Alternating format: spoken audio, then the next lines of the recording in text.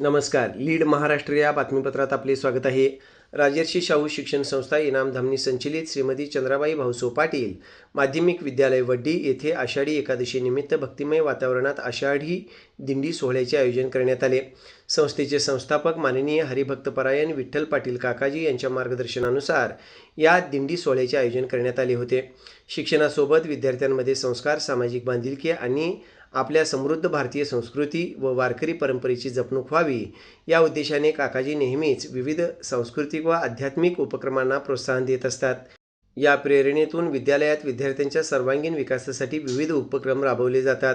यावेळी विद्यार्थी, शिक्षक व नागरिकांनी उत्स्फूर्त सहभाग घेत विठ्ठल नामाचा जयघोष करत दिंडी सोहळा उत्साहात साजरा केला.